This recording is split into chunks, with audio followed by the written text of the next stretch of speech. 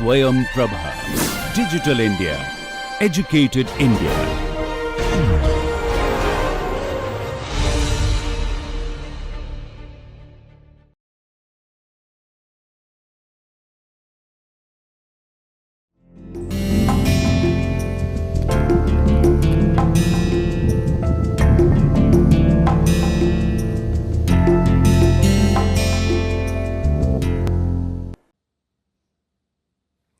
Good morning, dear students.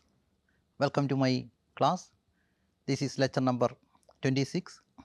In this lecture, we will be discussing how Awadh, from its independent authority to annexed to the British Empire.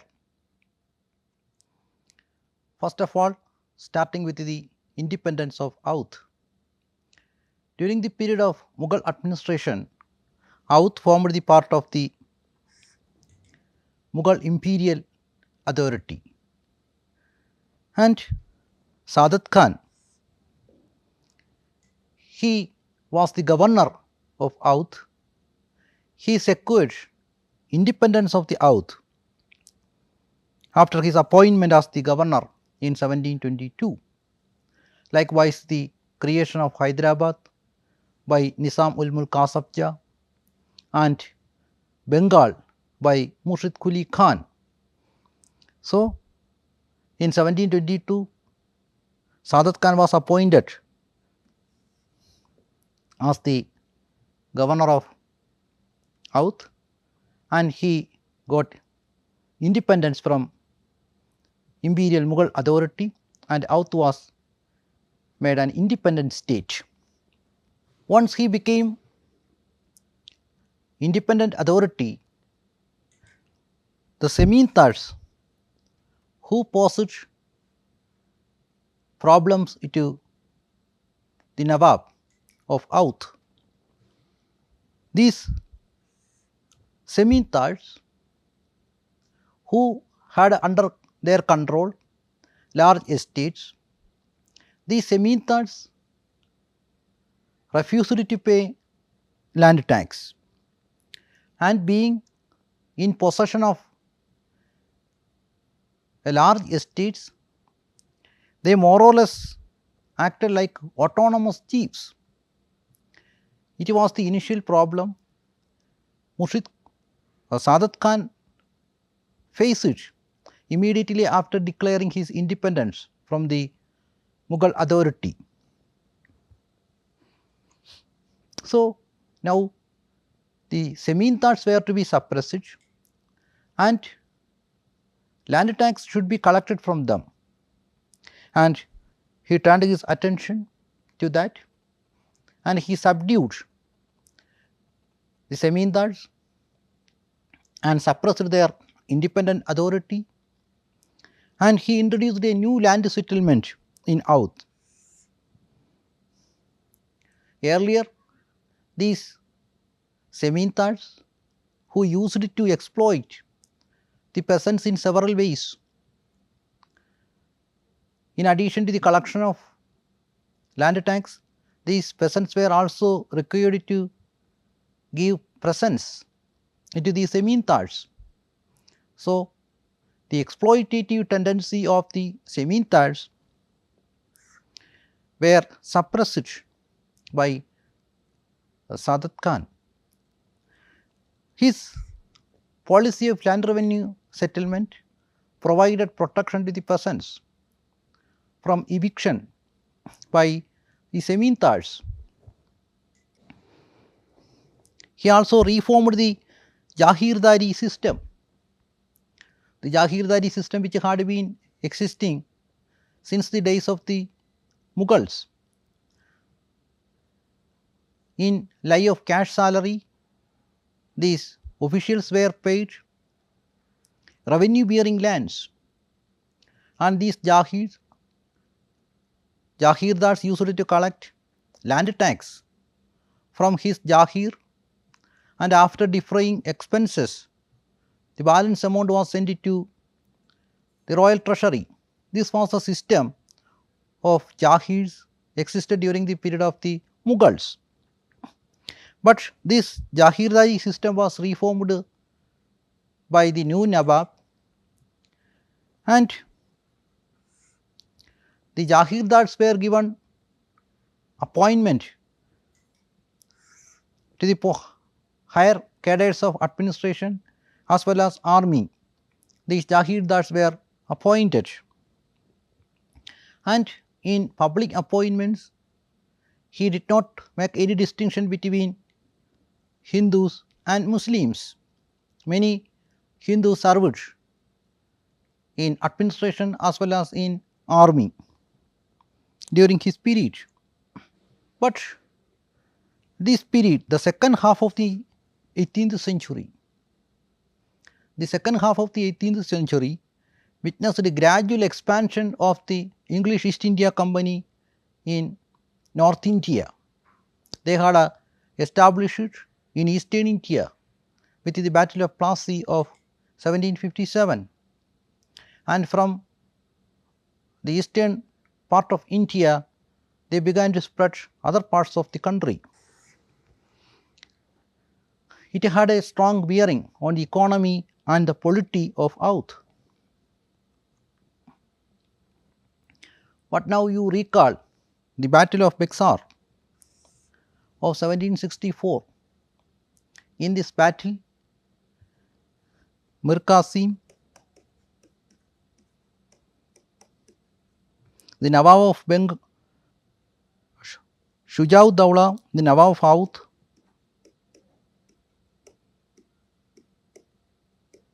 and Shah Alam II,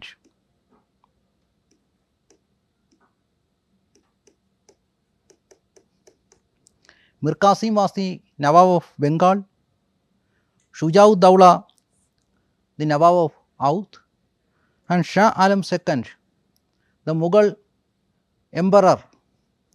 They joined together against the British at the battlefield of Bexar.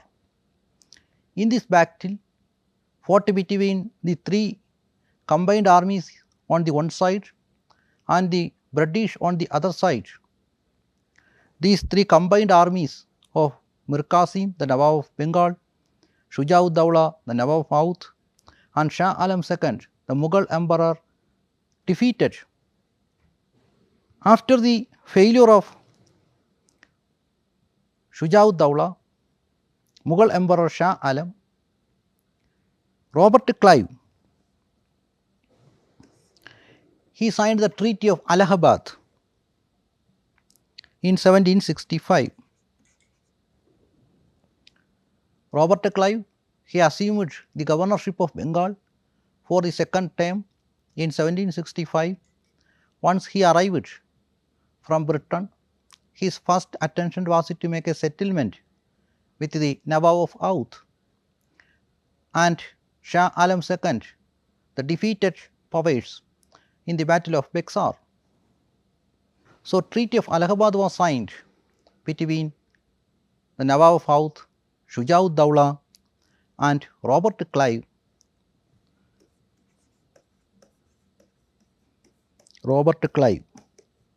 He was the governor of Bengal from 1765 to 1767.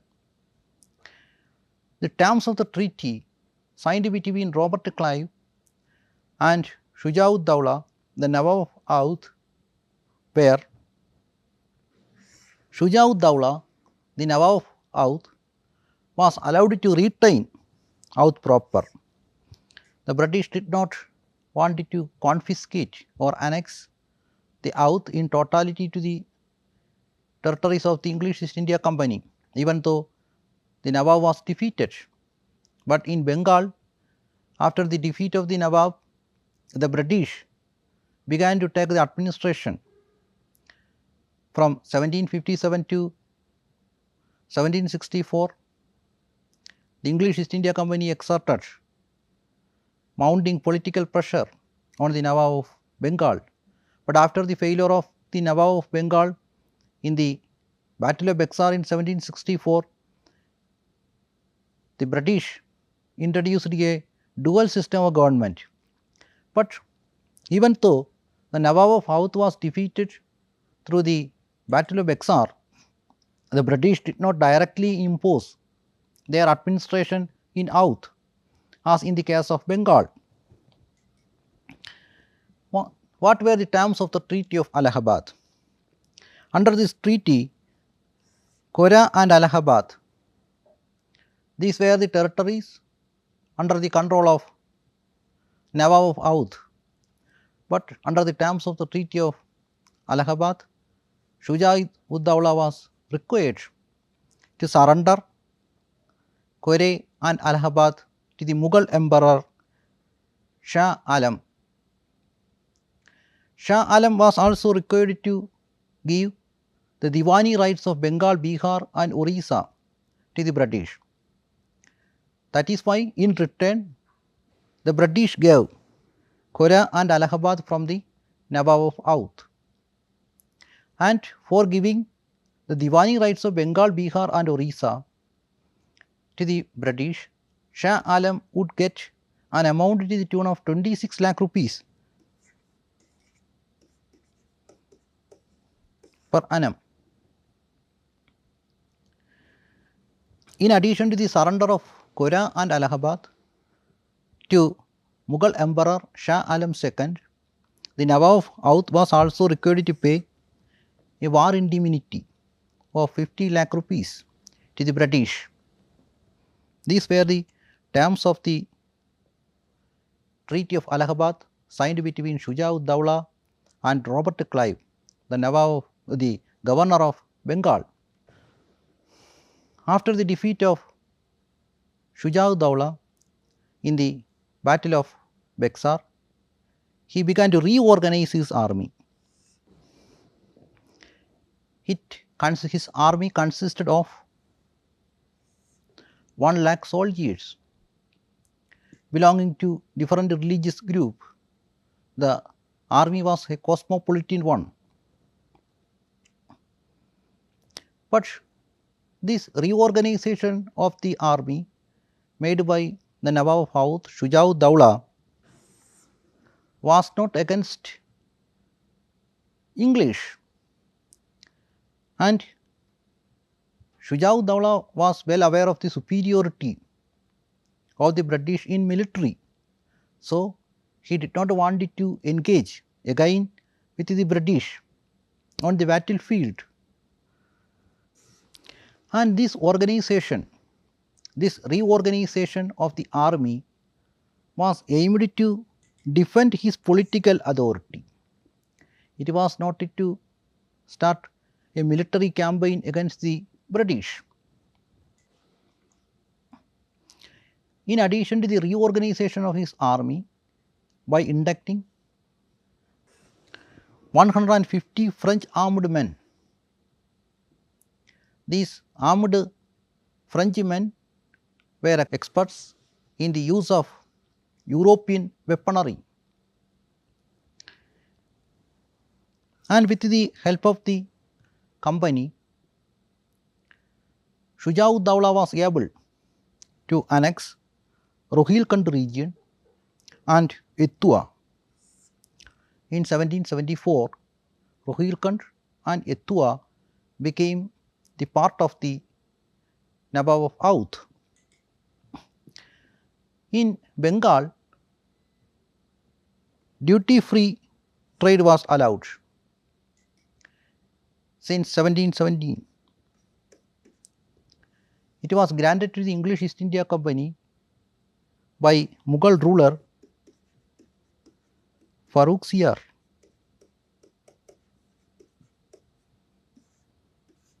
In Bengal, duty-free tax, that is exemption from the payment of customs duty, or popularly known as Dastaga,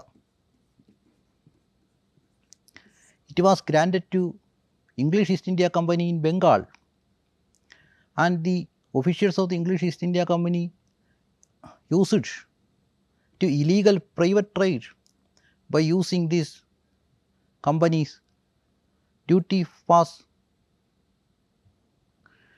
But in Awadh, the Nawab totally opposed any kind of duty free trade, because it would affect the income from trade to the Nawab.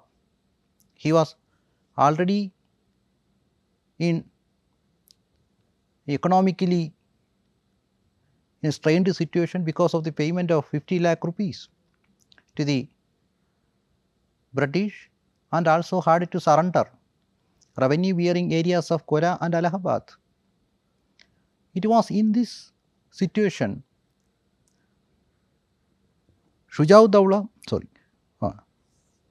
the Nawab of Awadh stubbornly opposed any kind of duty free trade in Awadh. However, he stubbornly opposed any kind of duty free trade in Awadh. The English East India Company exercised mounting pressure on Shuja'ud-Dawla to accept duty free trade in Awadh region, following which duty free trade was introduced in Awadh region. Once it was introduced, these English merchants, they began to purchase goods without paying any tax. It created unequal competition between the British merchants and the Indian merchants in Awadh region. He complained about this and it was banned in 1768. The evils of Bengal following the introduction of the duty free trade appeared in Awadh as well. But in 1771, it was reintroduced in Awadh, but he met Warren Hastings, the Governor General of Bengal, and asked him to stop the duty free trade in Awadh because it created a reduction of revenue to the royal treasury. Because of his parleys with Warren Hastings, it yielded desired result and duty free trade was again banned in Awadh region in 1773, following which another treaty was entered between the Nawab of Awadh and English East India Company in 1773. This treaty was signed between Nawab of Awadh Shuja'ud-Dawla and the Governor General of Bengal Warren Hastings. What were the terms of the treaty signed between Warren Hastings and Shuja'ud-Dawla, the Nawab of Awadh? The Nawab agreed to pay 2,10,000 rupees per mensam to the British for providing each brigade of company troops. This payment was to be made on a monthly basis. It was for the maintenance of the each brigade of company's troops in Awadh territory. It would remain present in Awadh or in Allahabad for the protection of the Awadh. It further strained the economy of the Awadh. So, already 50 lakh rupees had been paid by the Nawab of Awadh to the English East India Company, and revenue bearing territories of Allahabad and Quetta were surrendered. And now a monthly payment of 2,10,000 was to be paid to the British for the maintenance of the British troops in his territory.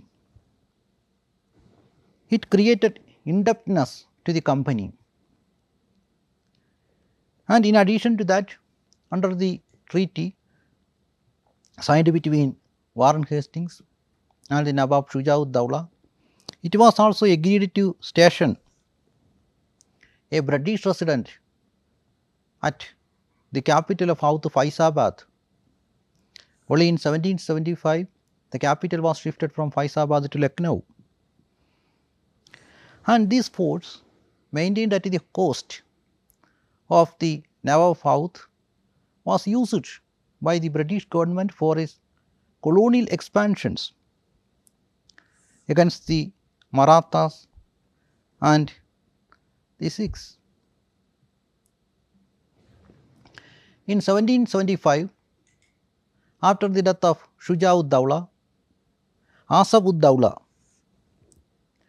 became the next Nawab of Awadh, and it was Asafuddaulah, he shifted his capital from Faizabad to Lucknow,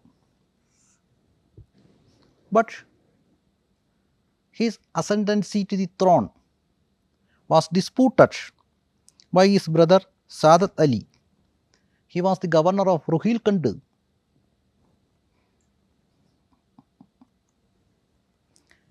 It brought Asafuddaulah more close to the English East India Company.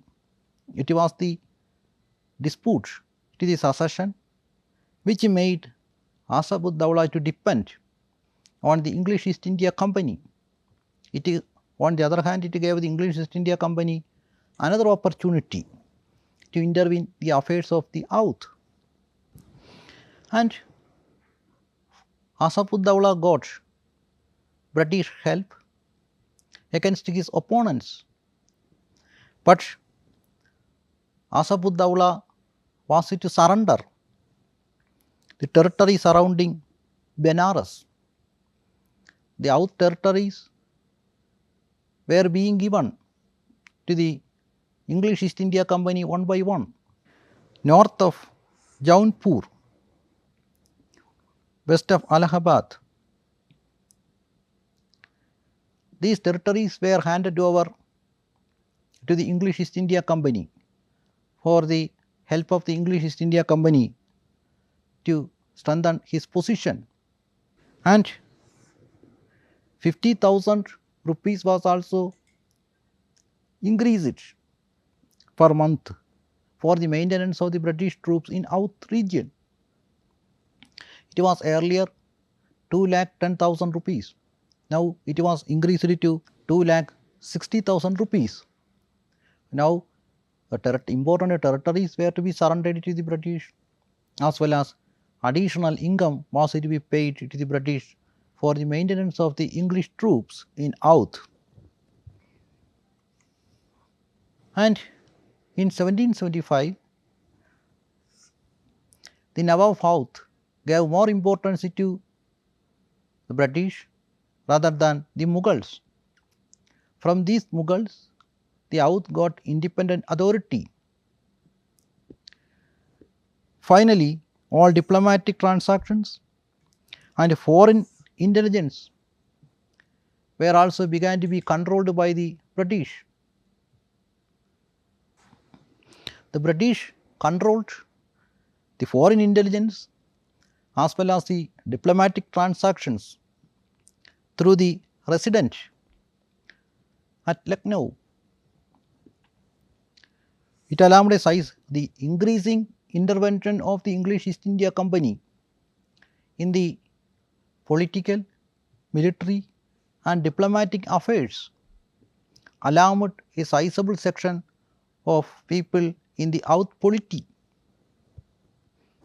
And because of the heavy demands made by the English East India Company, as well as due to the surrendering of the revenue bearing territories to the English East India Company, the situation worsened as the Nawab did not have sufficient money to pay the troops, and in several places mutiny broke out among the soldiers because of the non-payment of salary. In the 1770s, the English East India Company personally eroded Nawab's sovereignty. the excess intervention of the English East India Company in the diplomatic, political as well as the military affairs of the Nawab of Awadh undermined the regime of the Nawab. The English East India Company made excess intervention in the political, administrative, diplomatic and military affairs of the Nawab of Awadh. In 1780, protest movement broke out among the Nawab of Awadh because these peasants from whom the money was collected by the Nawab for the payment of the English East India Company, and again the Nawab of Awadh was not in a position to pay regularly to the troops of the Nawab, and because its surrendering of the important territories and the revenues went into the coffers of the English East India Company for the maintenance of the troops at Awadh, the Nawab of Awadh was trapped in debt. It resulted a protest movement in 1780, and following which, because of this excessive intervention of the British in Awadh region, made it difficult for the Nawab to run the administration of the government smoothly. The Nawab was got in a debt trap. In this background, the Supreme Government at Calcutta decided to intervene the affairs of the Awadh. In 1784, Warren Hastings curtailed the powers of the British resident at Lucknow. In 1784, because of the hectic parleys by the Nawab with Governor General Warren Hastings, certain arrangements were made with the Nawab of Awadh, Asaf ud Dawla. What were the major arrangements made? One, the debt got reduced to 50 lakh rupees. The following decade and a half, the Awadh regime continued to function as a semi-autonomous regional power without much disturbances. But changes began to take place in Awadh in 1797. What did happen in 1797? Asaf ud Dawla, the Nawab of Awadh, died. With the death of the Nawab of Awadh, Asaf ud Dawla, the British began to interfere with the affairs of the Awadh again. Wasir Ali, he was recommended by Asaf ud Dawla as his successor. But Wasir Ali had always adopted an anti-British attitude. So, the British decided to replace Wasir Ali with another ruler who would support the British. So, Asaf ud Dawla's chosen successor, Wasir Ali, was deposed by the British, and Sadat Ali, he had a pro-British attitude. So, Sadat Ali ascended to the throne as the Nawab of Awadh. Sadat Ali signed a treaty with the British on 21st February 1798. What were the terms of the treaty? Again, the subsidy was increased to 76 lakhs rupees yearly. So, no doubt it would cause another strain on the economy of the Awadh. But changes turned with the arrival of Lord Wellesley. He was an imperialist par excellence. Once he became the Governor General in 1798, his attention was to bring under the control of the English East India Company most of the independent states, and he commenced military operations against Tipu Sultan in Mysore. Tipu was defeated in the third round of struggle, and his territories were divided between the Nizam of Hyderabad and the British. The plan of Wellesley was to impose subsidiary alliance.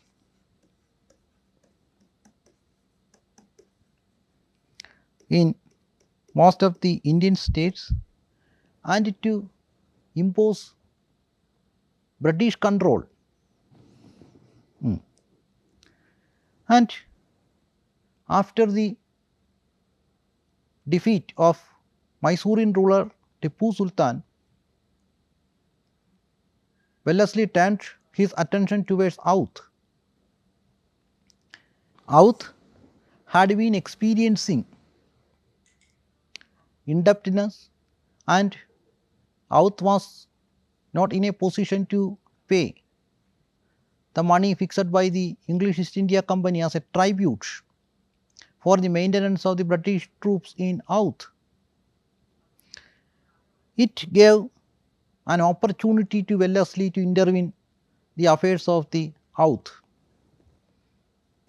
In 1801, Lord Wellesley arrived at the capital of Awadh at Lucknow, and he forced the Nawab of Awadh, Saadat, to surrender the entire territory to the English East India Company for the failure of the Nawab to pay the annual tribute. But after hectic parleys between Lord Wellesley as well as the Nawab Saadat Khan agreed to surrender half of his dominions. Now, more territories were given to the English East India Company during the period of Lord Wellesley. He was an imperialist par excellence. What were the territories surrendered by the Nawab of Awadh to the English East India Company? It included Rohilkhand, Firokabad, Mainpuri, Ettua, Kanpur, Fatehgarh, Allahabad, Hasimgarh, Basti, Gorakhpur. These territories, that is half of the territories of the Awadh, were surrendered by the Nawab of Awadh Saadat Khan to Lord Wellesley. He was to bring under the control of the British most of the Indian states through either by subsidiary alliance or by direct attack. He brought under control the Marathas through the Treaty of Basain. Mysore was suppressed, and with the surrender of half of his dominions, the Nawab of Awadh turned his attention to cultural pursuits, and Lucknow was made the center of art. During the period of William Bentinck as the Governor General, his period was from 1828 to 1835, and because of the surrendering of important revenue yielding territories to the British, and because of the annual payment to be made to the British for the maintenance of the British troops in Awadh region, the Nawab was forced to impose heavy taxes on the peasants. It resulted peasants' uprisings and a period of misrule began to start in Awadh. So, in this background, William Bentinck sent a warning to the Nawab of Awadh to improve the administration. The administration got derailed actually because of the surrendering of these territories. It was not on failure on the part of the Nawab. The failure of the administration in Awadh region was due to the intervention made by the British in Awadh region. They had to surrender half of their territories as well as large sums of money annually for the maintenance of British troops. The British used these troops for its colonial purposes in other parts of the country. It worsened the situation in Awadh, and maladministration commenced. However, maladministration broke out, or the Awadh was undergoing the era of maladministration. Lord William Bentinck was against the annexation of Awadh into British Empire, but he asked the Nawab of Awadh to improve the administrative system in Awadh region. Before that, in 1816, the Kingdom of Awadh became a British protectorate during the period of Lord Hastings.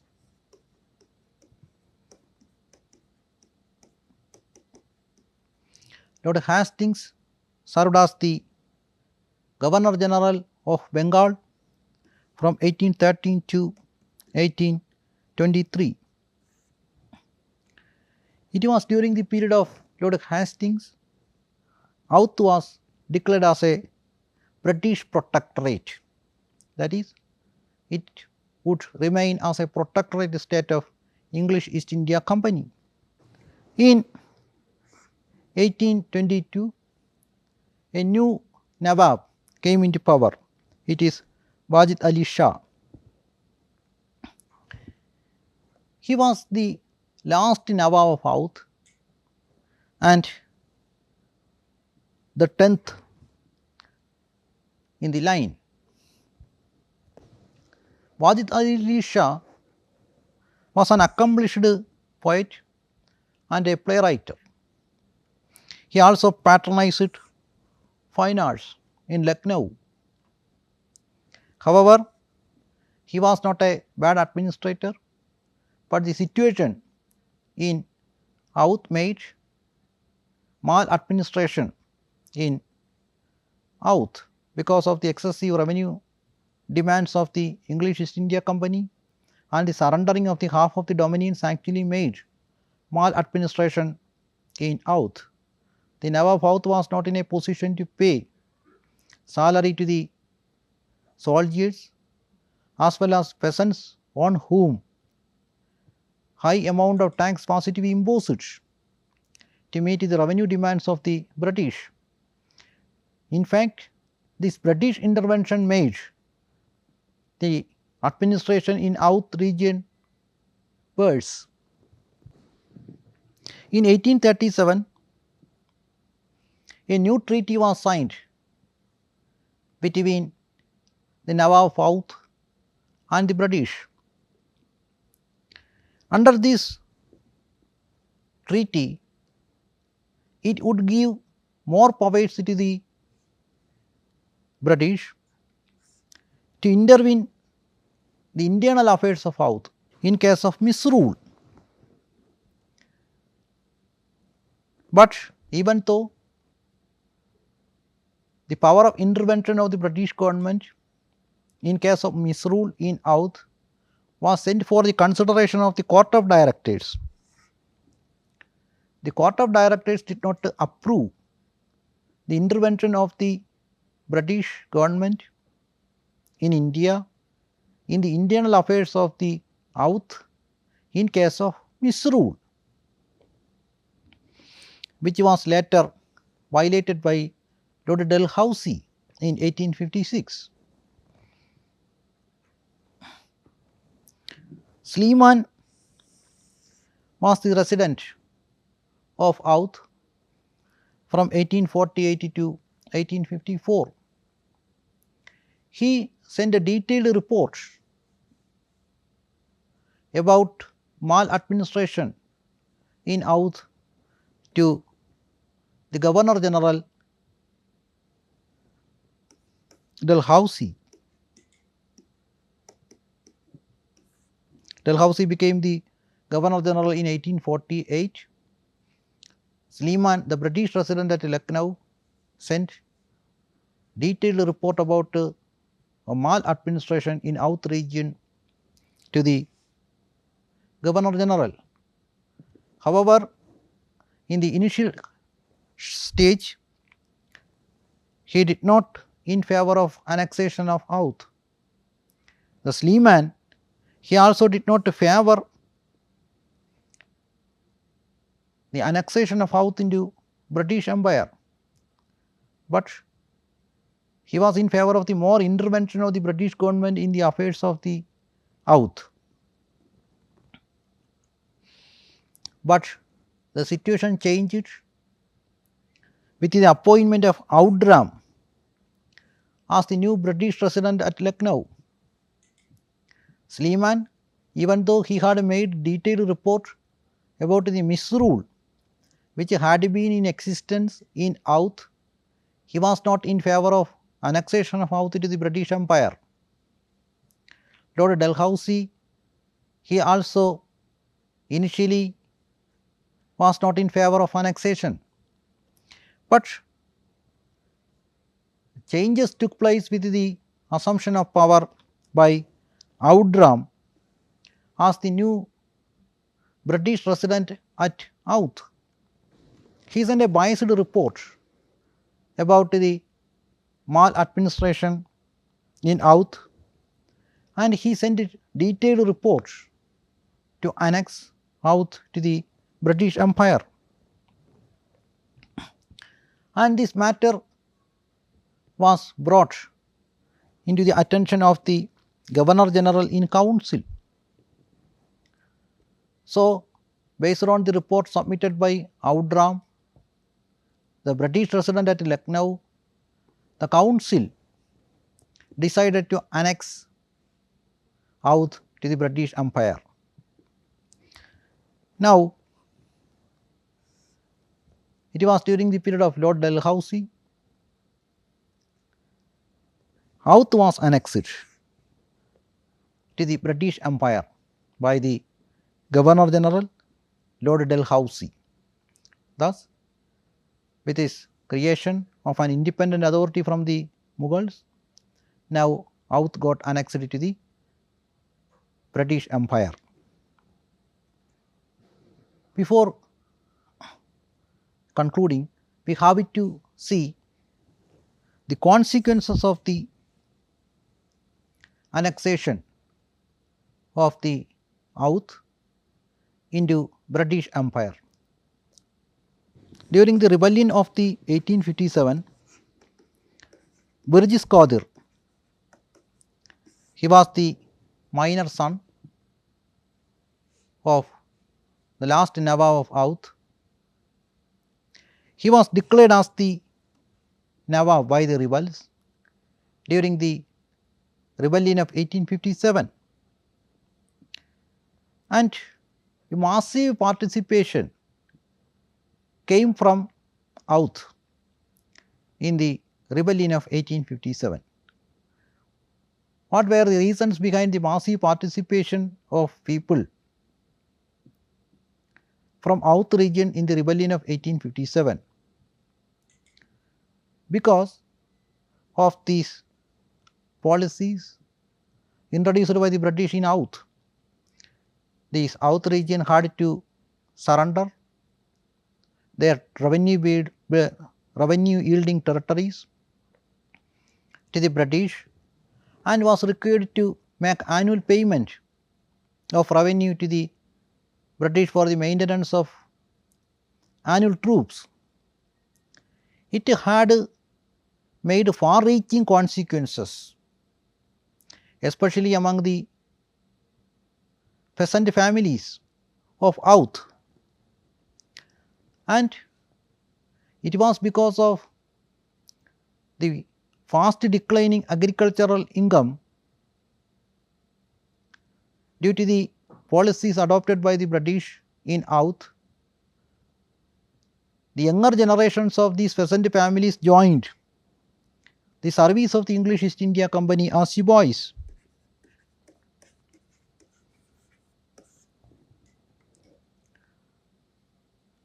Most of the peasant families contributed sepoys to the English East India Company, and in 1857 there were 75,000 soldiers in the service of the English East India Company from Awadh region alone. The annexation of Awadh in 1856 brought these sepoys from Awadh region to fight against the British. There were more reasons why the sepoys of Awadh joined the ranks of the rebels against the British. Since most of the sepoys in Awadh belonged to upper caste Hindu families, most of them joined the service of the English East India Company as sepoys in order to supplement their fast declining agricultural income. However, the sepoys, once they joined the service of the English East India Company, they realized that it was not possible to supplement the fast declining agricultural income, because the sepoys of the English East India Company were paid only 7 to 9 rupees per mensam as salary. From the 7 to 9 rupees, the sepoys were required to find money for the uniform, transport of their private baggage and food. While the British soldiers were provided 27 rupees per month. It was one of the another reason why the sepoys of Awadh joined the ranks of the rebels in the Great Rebellion of 1857. Secondly, the sepoys of Awadh,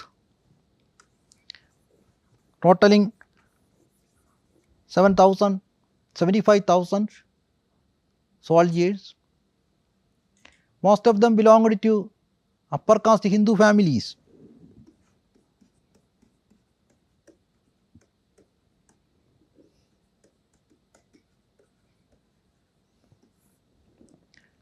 most of the Shibais of Awadh belonged to upper caste Hindu families, and once they joined the service of the English East India Company as Shibais, they were required to cross black water seas. Crossing the black water or the seas was considered as a loss of life. But in 1856, in the same year of the annexation of Awadh, a new act was passed by the British government. It was General Service Enlistment Act.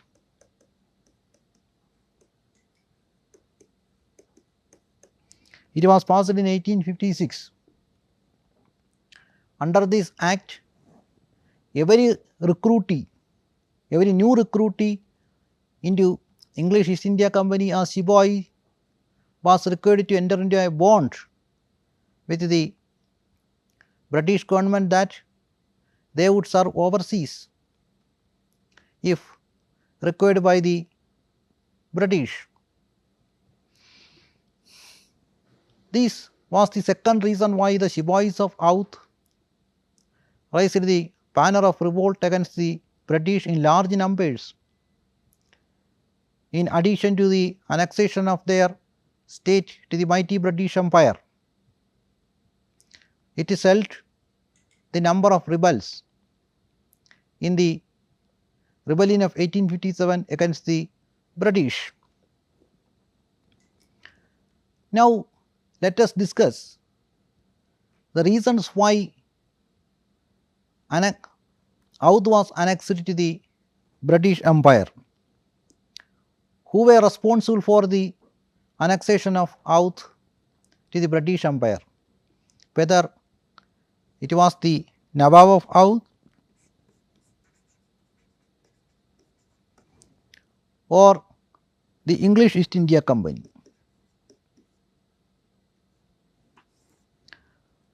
Who was responsible for the annexation of Awadh into British in 1856?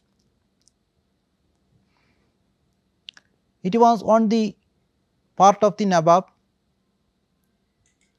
He was forced to surrender territories at the regular intervals by the British, starting from the Treaty of Bexar, and in 1801 the Nawab of Awadh was required to surrender half of his dominions, and it was the British who made the administration of Awadh difficult by squeezing money in the form of annual tribute as well as getting territories. The English East India Company was actually made responsible for worsening the administrative system in Awadh region. So, the entire responsibility over with the English East India Company. Then what role did Lord Dalhousie play? He was an annexationist par excellence. He was awaiting an opportunity to annex the Indian states and territories to the British Empire and to extend it. And before the annexation of Awadh in the British Empire, he had brought under British control many Indian states through the application of the policy of doctrine of lapse. So, he was itching for annexation of Awadh, through which the territories of the English East India Company could be extended.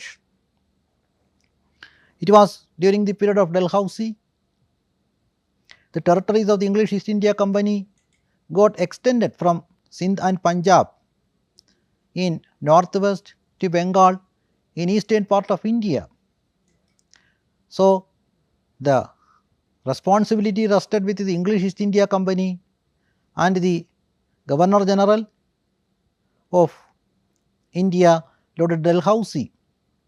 Dalhousie would have given the time and resources to administer the Awadh region in a better manner, but instead of giving an opportunity to administer Awadh, Awadh was annexed. So, the responsibility rested with the English East India Company and Dalhousie for the annexation of Awadh. These are the questions. What were the terms of the Treaty of Allahabad signed between Robert Clive on behalf of the British and the Nawab of Awadh, and what did lead to the annexation of Awadh to the British in 1856. Thank you, dear students, for watching my class. Thank you.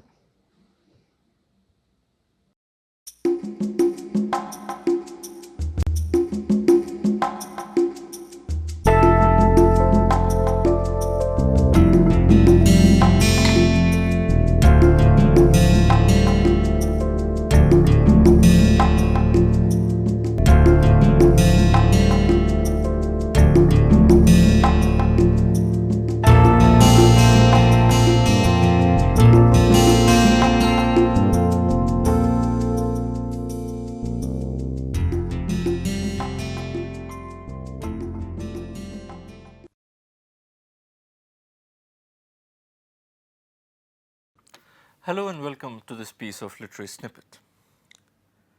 We usually know William Shakespeare as the most revered figure in the history of English literature. But we often tend to forget that he has also been one of the most hated figures in literature. And here I am not talking only about those boys and girls who have to memorize long sections from Macbeth or King Lear or Julius Caesar before they can go and sit for their school or college exams.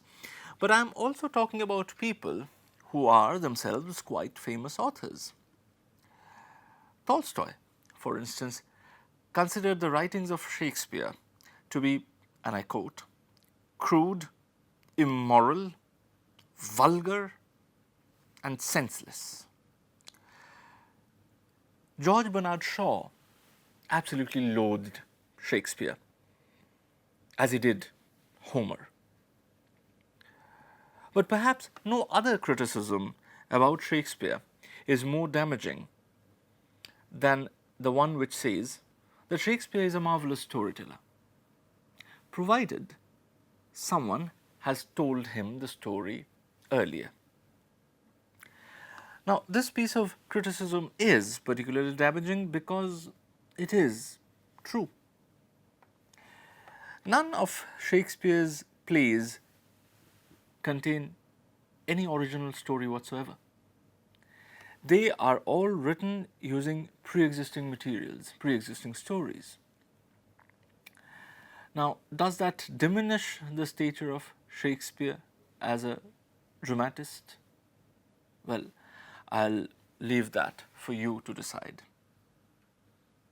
See you in the next episode of Literary Snippets.